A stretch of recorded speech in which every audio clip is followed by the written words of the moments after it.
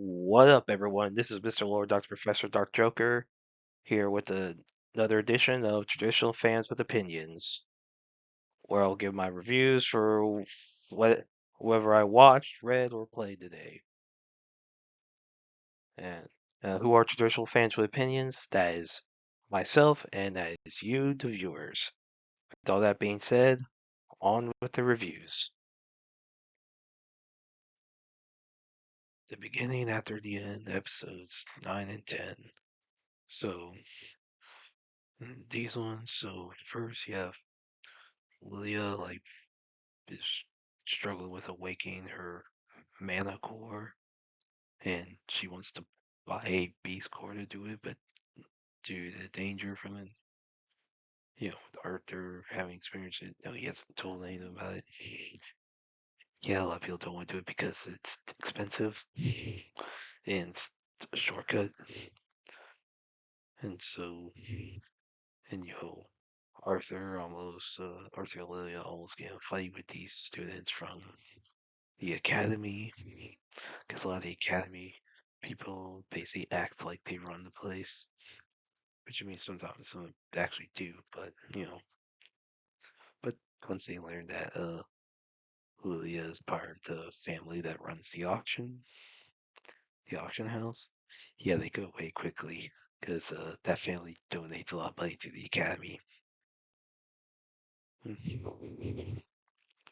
Lilia's jealous of Arthur because she believes that Vincent Saint wants Arthur to go to academy as like a substitute for her due to her having issues with magic, and so Arthur comes up with a way to basically he tells Vincent Tabitha that he sent Lilia to Eleanor in order to train under the elves like he did. They're mad, like they're not happy about that, and but they soon realize that they pressured Lilia to do this, but it's revealed that Lilia never left. Arthur planned the whole thing as a way to show her how much her parents cared for her and that she was putting too much pressure on herself. And so everyone makes up. And so Arthur has a way to awaken. Actually, he uses what Virion used to awaken the dormant mana cores inside both Lilia and Eleanor. And so everyone celebrates. Then we have the auction where the King Blaine attends with his son Prince Curtis and a few other people. You have Sebastian, the King's Petition. It's got Brick. Oh, once Sylvie to be like his familiar, his partner. Arthur refuses. Basically Sebastian threatens Arthur's family. Arthur gets mad. His bloodlust is sensed by everyone. It like does so much damage, and everyone thinks it's some intruder, but it's not. And so Reynolds is punished for allegedly like an intruder inside the building. And Sebastian suggests having Sylvie be taken by him as punishment. Arthur refuses and refuses 3 times. Blaine's knights attack Arthur. Arthur very easily defeats them, and then he freezes time. Everyone except Sebastian and breaks the guy's leg and scares him with his beast core. Which is a dragon. And so that causes, for the pass out. And then Blaine sends a messenger to the auction house to apologize for everything. The knights have been fired. Sebastian basically is healing. And then, Arthur accepts the money so that the family doesn't get punished. Reynolds gives Arthur the money, and Arthur decides to go to the academy to learn how to use Sylvie as his partner, and he meets some woman, like some old woman who's mysterious. That's what leads next week. So yeah, I enjoy these episodes. It was cool seeing Arthur just basically just his bloodlust of sensed by everyone. It's just freaking awesome. It's like, oh, Rick. Hey, when anime eyes glow, you know you're screwed. Like, rule of thumb. When eyes start glowing, basically someone's power level is automatically better. So yeah, I like these two episodes. Look forward to next week's. The Secret of Skinwalker Ranch, Season 6, Episode 1. So in this one, so the team finds some like manufactured ceramic metal inside of the mesa that is self-healing. So yeah, that's a surprise for them. They take it to this guy at Utah Valley University, this physicist named Brian Patchett, and basically like yeah, they use that's really the whoever hole like basically the like these microscopic holes were expanding and it healed. Like the metal healed itself, which was freaking cool. And so, know, basically, they have this military grade ops center that they plan on using to help store data. And then they're trying to examine this like dome like barrier surrounding the triangle, using like a terrestrial LiDAR scanner. And so, and basically they have these two boreholes they plan to put these scanning devices in order to see what the heck's inside the mesa. Me, I'm like, just blow the thing. Just put some dynamite. We'll see what's in there. That's my opinion. Yeah. Basically, there's like the 1.6 gigahertz signal goes through, from inside the triangle, from inside that dome. So they're trying to figure out what's going through there. So yeah.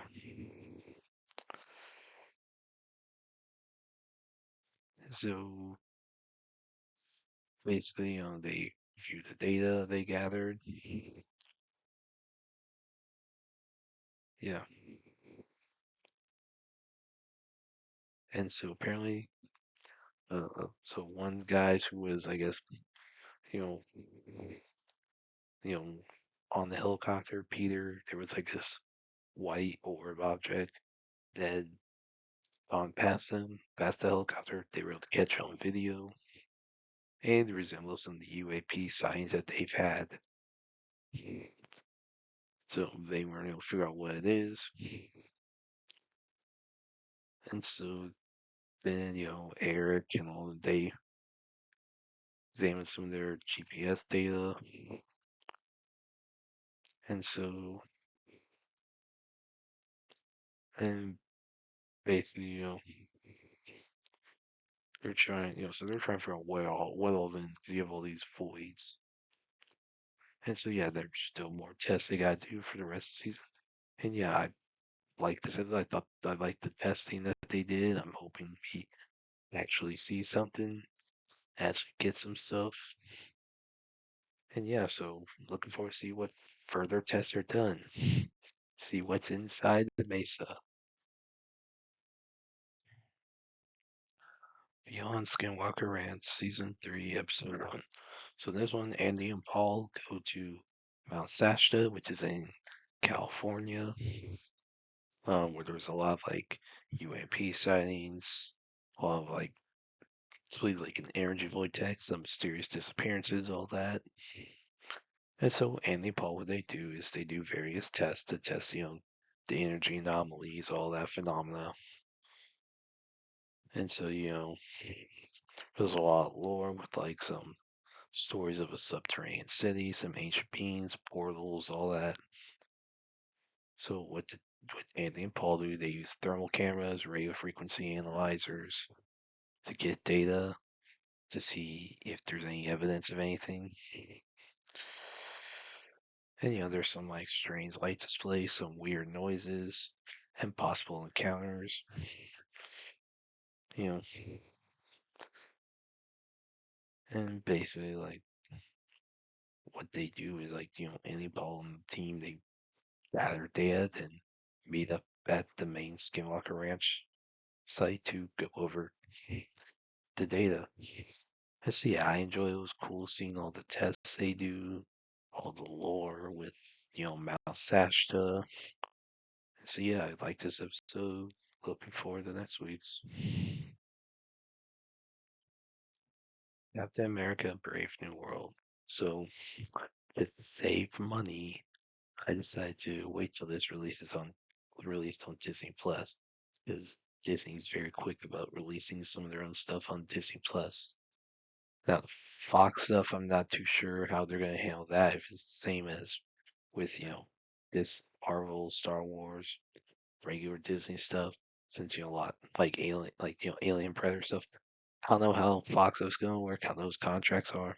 So that might be able to do it. But for a lot of Disney stuff, to save some money, I'm going to wait till it goes on Disney Plus. You know, ticket prices ain't cheap these days. Anyway, so on with the review. So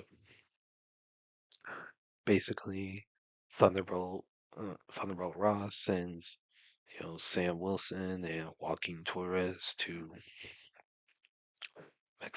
Mexico to stop the illegal sale of some classified items that were taken by the Serpent, which is based off the Serpent Society from the comics.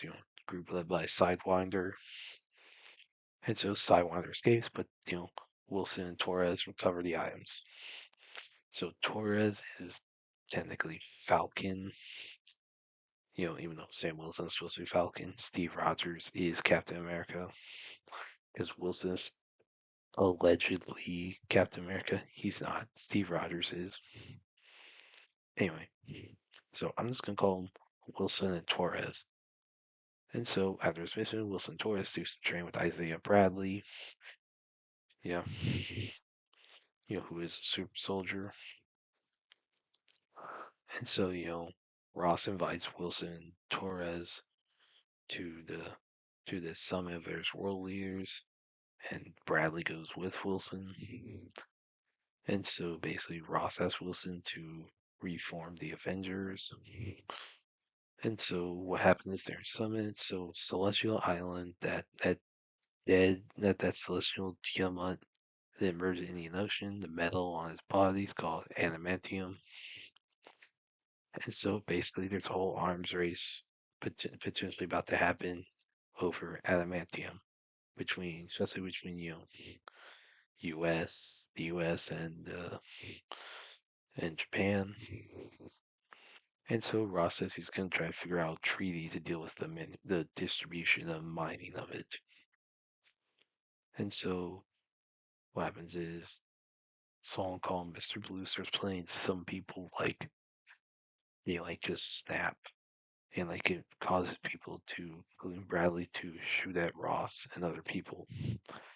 So all those men are apprehended, and by Ross's head security, who's a former Black Widow named Ruth Bat Seraph,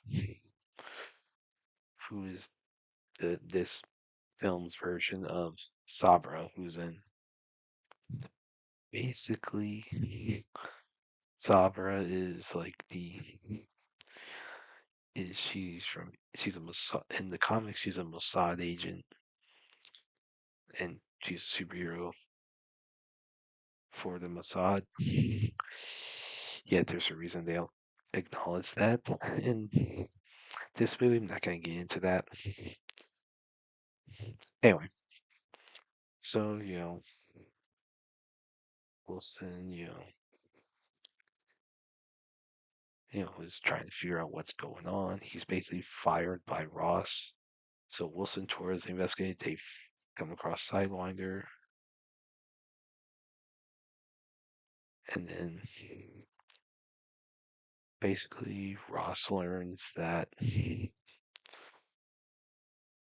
know basically so Ross, Wilson, Torres learned that Samuel Stearns, aka the leader, is responsible for it. in that. So Stearns has been in prison at Camp Echo 1, and basically it's real that Ross imprisoned Stearns there and promised to release him if Stearns helped him become president. Intro that song Mr. Blue is used by Stearns to control minds. And so like Stearns escapes, and then basically like so you know they did so Bat Seraph goes meets with Wilson Torres. They meet Wilson's friend Dennis Dunphy, who in the comics is Demolition Man, not the movie. And so Wilson's able to figure out that what Stearns wants to do is destroy Ross's reputation. And so, like, basically, Wilson Torres, Bat Seraph go to Celestial Island to stop a war between U.S. and Japan. And but Torres gets injured. Ross admits to Wilson that he's dying of heart failure, and he had Stearns make pills for him to help make him live longer. And the reason Ross refused to release Stearns because he was concerned about not getting any more pills. And so Stearns like kills Dumpy, and then basically he surrenders himself, and then manipulates things to cause Ross to lose control and turn to the Red Hulk. It's revealed that the pills had gamma radiation, and so Wilson then reminds like Ross of like basically so Wilson fights Ross, injures him some. Basically, they fight where the cherry blossom trees and TC are. You know, Wilson calms him down, reminding him about his time in that area, his visits to the cherry blossom trees with his daughter Betty. So Ross returns to normal. So Bradley's exonerated, and Wilson invites Torres to the Avengers. Well, so treaty's done. Ross resigns, and basically he puts himself in prison at the raft. And Wilson Bay visit him. Then post-credit scene, Stearns tells Wilson about, I guess, a fight involving other universes. Yeah, the whole Inkers and stuff. So yeah, this movie sucked. I mean, it's not a Captain America movie because Captain America's not even in it. This could have been a Falcon movie. That's what it should have been. You could have had a world without Captain America. That's how they could have done it. You know, how does the world deal with there not being Captain America, no Iron Man? You know, this could have just been an Avengers movie if everyone dealing with that. You could have had since you had Hulk movies, you could have had I don't know Bruce Banner, maybe have Black Widow's dead. Like yeah, Bruce Banner's not even in this. Like really, you have Red Hulk and you're not gonna have the Hulk fight him. That is retarded. You should have had the Hulk fight the Red Hulk. Now it's Professor Hulk who's kind of pussy, so and yeah, Sam should be dead. The Red Hulk should have easily killed him, even with the Wakandan tech. Red Hulk should have easily been able to kill him. Yeah, Harrison Ford did a good performance. Like the acting is not the problem. The acting's fine, but the writing's so bad. And we know what they wanted to do with this movie, but things happened last year,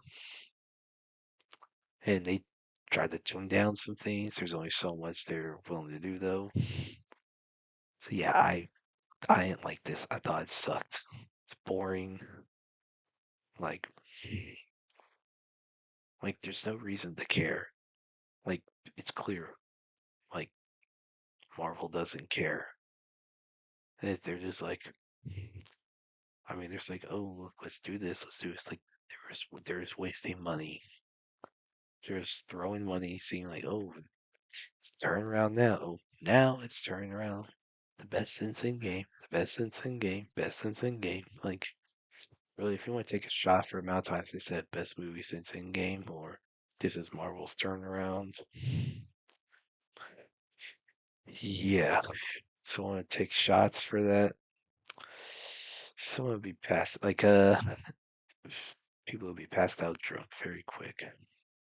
Because by the way, the best movie since in game is Spider-Man No Way Home. You know, that's the actual best Marvel movie since in game. And I would say that's the only I would say for phases 4 and 5, Spider-Man No Way Home is the only good movie they released that I've seen. Yeah, this this movie sucks. It's not a Captain America movie. What is the Brave New World in this? What bravery? Basically, there's nothing brave about anyone in this movie. Nothing. You could say Sam's brave for, basically fighting Red Hulk without superpowers. That's about all you could say, maybe. But yeah, this is and like and this is not a good movie. You know, it shows that Sam does not deserve the shield. The only one who deserves the shield is Steve Rogers, and that is it. The shield should have just been retired for good if you weren't going to have Steve Rogers in this.